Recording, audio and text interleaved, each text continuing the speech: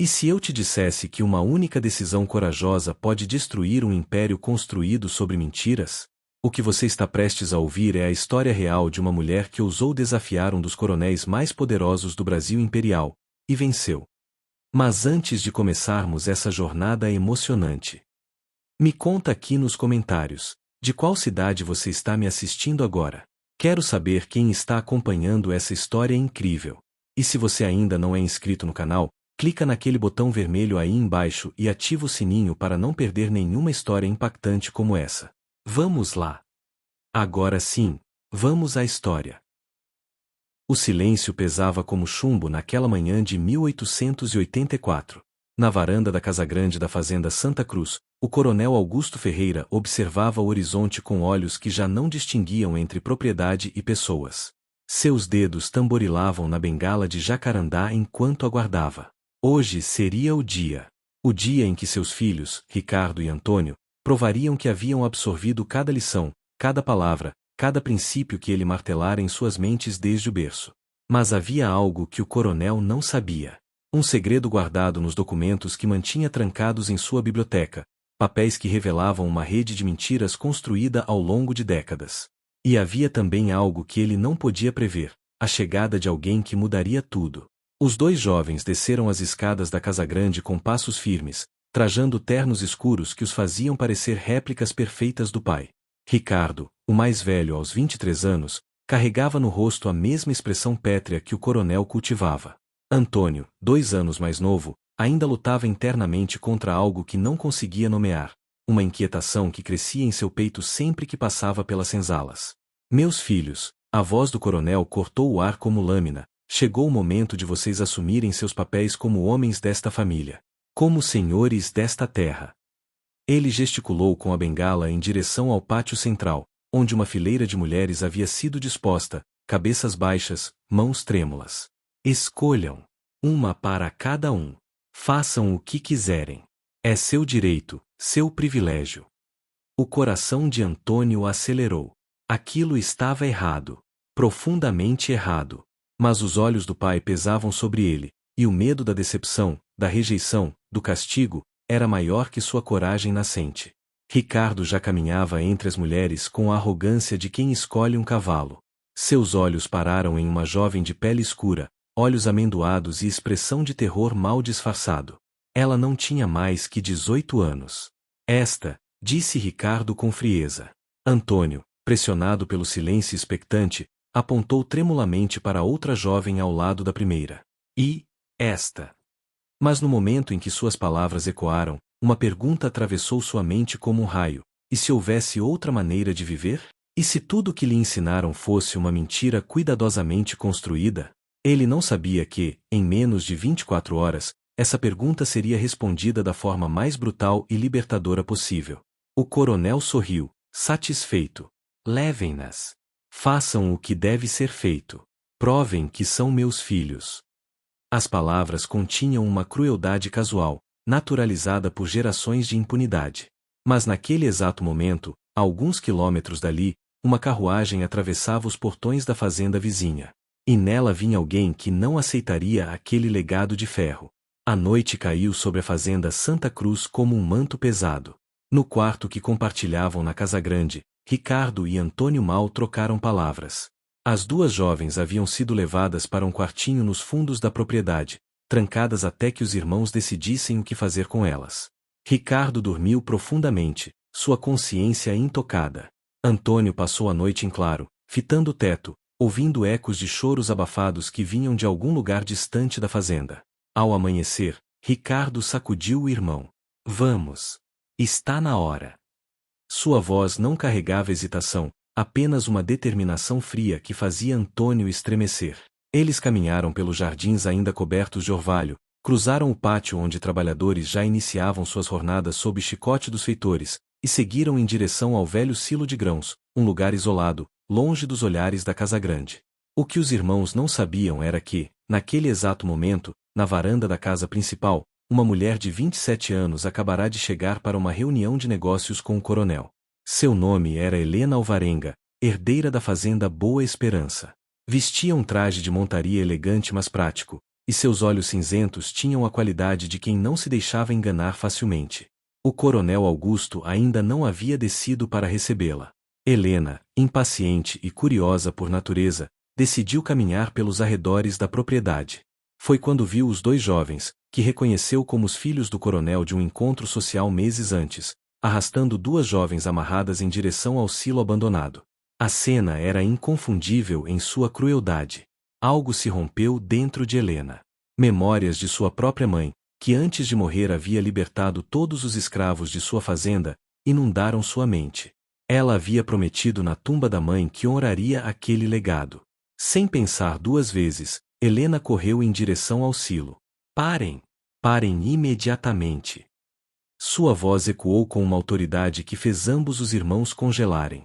Ricardo virou-se, furioso com a interrupção. Antônio sentiu uma onda de alívio e vergonha. Helena entrou no silo antes que pudessem reagir, colocando-se entre os irmãos e as duas jovens aterrorizadas. Vocês têm noção do que estão fazendo? Isto é uma monstruosidade. Ricardo deu um passo à frente, tentando intimidá-la. A senhora não tem autoridade aqui. Estas pessoas nos pertencem. Nosso pai as escolheu para nós. Pertencem. Helena riu, mas era um riso sem humor. Vocês são homens crescidos perpetuando a crueldade de um sistema podre. Estas mulheres não são propriedade de ninguém. Ela virou-se para as jovens, cortando rapidamente as cordas que as amarravam. Vocês estão livres. Venham comigo. A cena que se desenrolou no escritório do coronel Augusto Ferreira meia hora depois seria lembrada por todos os presentes pelo resto de suas vidas. Helena havia marchado até a Casa Grande com as duas jovens libertas atrás dela, ignorando os protestos de Ricardo e os olhares confusos de Antônio. O coronel, finalmente vestido e pronto para receber sua visitante, encontrou-se diante de uma situação que desafiava toda sua noção de ordem e hierarquia. Senhorita Alvarenga, ele começou com voz controlada, mas havia fogo em seus olhos. A senhora entrou em minha propriedade e interferiu em assuntos privados de minha família. Exijo uma explicação. Helena não recuou. Eu impedi seus filhos de cometer um crime, coronel. Um crime que o senhor não apenas permitiu, mas incentivou. Ela apontou para as duas jovens que tremiam atrás dela. Estas mulheres quase foram violadas por seus filhos. Com sua bênção. Crime. O coronel levantou-se da cadeira, sua bengala batendo no chão. A senhora esquece onde está. Eu faço as leis nesta terra. Eu sou a lei. E estas pessoas, ele gesticulou desdenhosamente para jovens, são minha propriedade registrada e legal. Legal. Helena deu um passo frente, e foi então que Antônio percebeu que ela carregava uma pasta de couro. Falemos então de legalidade, coronel. Falemos dos documentos que o senhor falsificou, dos registros que adulterou, das fraudes que cometeu. O silêncio que se seguiu foi absoluto. Ricardo olhou para o pai, confuso. Antônio sentiu seu coração disparar. O coronel empalideceu, mas manteve a compostura. Do que a senhora está falando? Helena abriu a pasta com movimentos deliberados. Há 3 meses, quando minha mãe faleceu, descobri que ela mantinha uma correspondência secreta com várias outras fazendeiras da região. Mulheres que, como ela, questionavam este sistema. Elas investigavam casos de fraude e abuso. E o senhor, Coronel Augusto Ferreira, está no topo de uma lista muito específica. Ela espalhou documentos sobre a mesa. Aqui, certidões de nascimento forjadas para fazer passar pessoas livres por escravas. Ali, declarações falsas sobre compras de pessoas que na verdade foram sequestradas. Acolá, subornos pagos a funcionários do governo para ignorar irregularidades. E isto, ela ergueu um papel amarelado, uma carta sua para um político em que o senhor admite ter adquirido 3 famílias inteiras através de meios que violam até mesmo as leis pró-escravidão existentes. O coronel cambaleou, apoiando-se na mesa. Ricardo olhava incrédulo para os papéis. Mas foi Antônio quem falou, sua voz quebrando: pai, isto é verdade. Silêncio, rugiu o coronel, mas havia desespero em seus olhos agora. Ele olhou para Helena com ódio puro. Mesmo que esses documentos sejam autênticos, o que a senhora pretende fazer com eles? Não tem autoridade para nada aqui. Helena sorriu, mas era um sorriso gélido. Não tenho. Eu vim aqui hoje para discutir negócios, coronel. Mas agora vou fazer algo diferente. Vou até a cidade. Vou entregar cópias destes documentos ao juiz, ao delegado, ao promotor e ao jornal local. E vou usar toda a influência que o nome Alvarenga carrega para garantir que o senhor responda por cada fraude, cada mentira, cada vida que destruiu. O coronel Augusto sentou-se pesadamente em sua cadeira, o peso de décadas de crimes finalmente desmoronando sobre seus ombros. Mas homens como ele não se rendiam facilmente. Com o último lampejo de sua arrogância antiga, ele ergueu os olhos para Helena. A senhorita é jovem e idealista. Não entende como o mundo funciona. Mesmo que leve esses papéis às autoridades, acha que elas farão algo. Metade dos homens na cidade me devem favores. A outra metade me teme. Talvez, Helena respondeu calmamente, mas a senhorita esquece algo importante. O mundo está mudando, coronel. A abolição está chegando. É apenas questão de tempo. E quando chegar, homens como o senhor não serão apenas desprezados, serão julgados pela história. Foi então que Antônio, que havia permanecido em silêncio processando tudo, deu um passo à frente.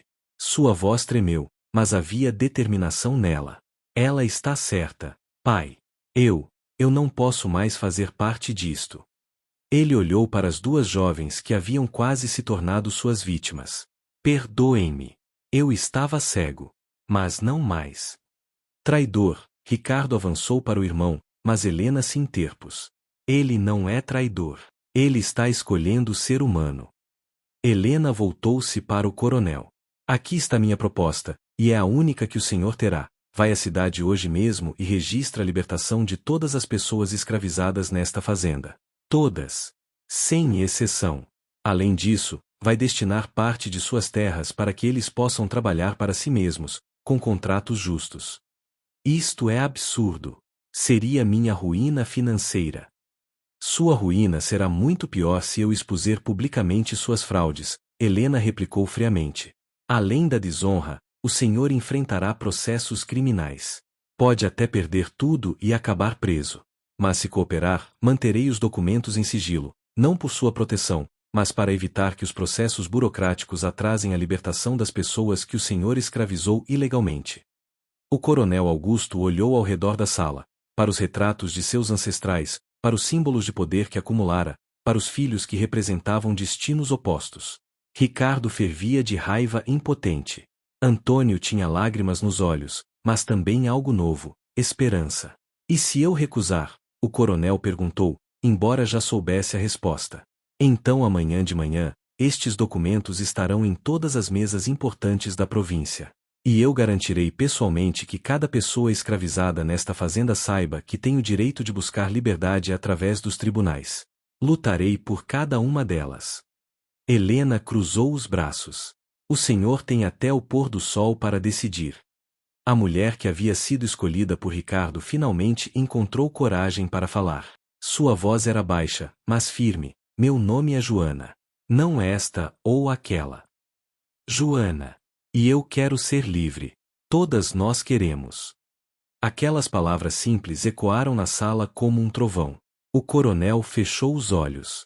Ele sabia que havia perdido. Não apenas esta batalha, mas a guerra inteira que sua geração vinha travando contra a inevitabilidade da mudança. O sol estava se pondo quando o coronel Augusto Ferreira retornou da cidade. Ele trazia consigo documentos oficiais, registros de libertação para todas as 143 pessoas que viviam escravizadas na fazenda Santa Cruz. Seu rosto estava cinzento, envelhecido uma década em poucas horas.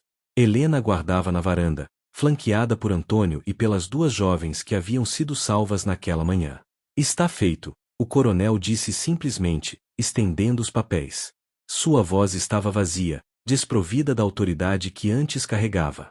Todas as libertações estão registradas. Separei também a parcela norte das terras, como a senhorita exigiu. Helena examinou os documentos cuidadosamente. Quando se satisfez de que tudo estava em ordem, acenou com a cabeça. Obrigada por fazer a escolha certa, ainda que forçado. Ela virou-se para Antônio. Seu filho me ajudou nisto. Ele foi à cidade comigo e testemunhou cada registro. Creio que ele entende agora o peso do legado que carregava. Antônio não conseguia olhar para o pai. A vergonha do que quase havia feito, do que sua família representava, ainda queimava em seu peito. Mas também havia algo mais, uma sensação de libertação, como se correntes invisíveis que o prendiam a vida inteira tivessem se rompido. Ricardo, por outro lado, permanecia em um canto da sala, radiante de ódio e ressentimento. Vocês destruíram tudo, ele cuspiu. Tudo que nossos ancestrais construíram. Por quê? Por causa de sentimentalismo tolo. Não, Joana respondeu, dando um passo à frente com nova confiança. Por causa de justiça. Por causa de humanidade. Coisas que vocês esqueceram que existiam. Ela olhou para Antônio. Mas algumas pessoas ainda podem aprender. Helena convocou todos os trabalhadores da fazenda para o pátio central. Eram quase 200 pessoas, contando crianças e idosos que viviam nas senzalas. O murmúrio ansioso cresceu quando viram os papéis nas mãos de Helena. Muitos haviam vivido toda a vida naquela fazenda. Liberdade era uma palavra que mal ousavam pronunciar em voz alta. Meus irmãos e irmãs, Helena começou, e a escolha de palavras não foi acidental. Hoje é um dia que marcará o resto de suas vidas. Vocês são livres. Todos vocês. Estes documentos, ela ergueu os papéis, provam legalmente que nenhum de vocês pertence mais a ninguém além de si mesmos. O silêncio foi seguido por um grito. Depois outro. Então choros, abraços, pessoas caindo de joelhos. Décadas de dor e esperança reprimida finalmente encontraram expressão. Uma mulher idosa, que havia nascido escrava e testemunhado filhos e netos nascerem na mesma condição, segurou as mãos de Helena e chorou silenciosamente, sem palavras para expressar o que sentia. Antônio observava tudo com os olhos marejados. Pela primeira vez em sua vida, ele via aquelas pessoas realmente, não como propriedade, não como ferramentas, mas como seres humanos com sonhos, dores e direito à dignidade. Como havia sido tão cego? 3 meses depois, a fazenda Santa Cruz era irreconhecível. A Casa Grande permanecia de pé, mas agora havia uma escola ao lado, a primeira de muitas mudanças que Antônio implementava. O jovem havia rompido completamente com Ricardo, que fugira para a cidade jurando vingança que nunca viria. O coronel Augusto vivia recluso em seus aposentos, um fantasma do homem que fora, consumido pelo arrependimento tardio. Helena visitava frequentemente, supervisionando a transição. As terras que haviam sido destinadas aos trabalhadores libertos agora floresciam sob nova administração. Cooperativas haviam sido formadas. Crianças aprendiam a ler e escrever. Pela primeira vez, aquelas pessoas trabalhavam para si mesmas e colhiam os frutos de seu próprio suor. Joana, a jovem que quase se tornará vítima, emergira como uma líder natural da comunidade. Ela coordenava a distribuição de recursos e mediava conflitos com uma sabedoria que desmentia seus poucos anos. Antônio trabalhava ao lado dela, aprendendo tanto quanto ensinava, desconstruindo em si mesmo décadas de condicionamento cruel. Você se transformou, Helena comentou certo dia, observando Antônio ajudar a construir uma nova casa para uma família liberta. Não, Antônio respondeu, limpando o suor da testa. Eu apenas parei de fugir do que sempre soube ser certo. Ele olhou para ela com gratidão profunda. Você me deu coragem para ver, para agir. Não posso desfazer o passado, mas posso tentar construir um futuro diferente. Meses se transformaram em anos. A história da fazenda Santa Cruz espalhou-se pela região, inspirando outros proprietários, alguns por consciência genuína, outros por medo de exposição similar.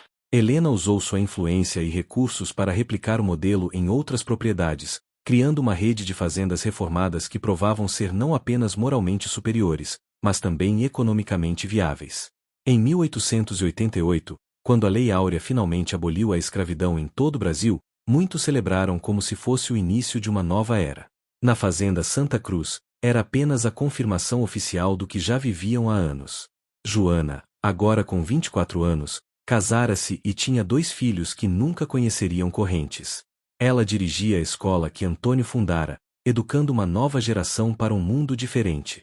Antônio e Helena, que ao longo dos anos desenvolveram profundo respeito mútuo que florescera em amor, unificaram suas fazendas em uma parceria que era tanto romântica quanto ideológica. Juntos, continuaram o trabalho de transformação social, sabendo que a abolição legal era apenas o primeiro passo de uma jornada longa. O coronel Augusto faleceu em 1890, levando para o túmulo o peso de uma vida construída sobre sofrimento alheio. Mas antes de partir, no momento raro de lucidez, chamou Antônio e sussurrou: "Você se tornou o homem que eu deveria ter sido. Perdoe-me, meu filho." Décadas depois, a história da fazenda Santa Cruz seria contada e recontada, não como um conto de salvação milagrosa, mas como um lembrete de que mudança é possível quando indivíduos corajosos decidem romper com sistemas de opressão.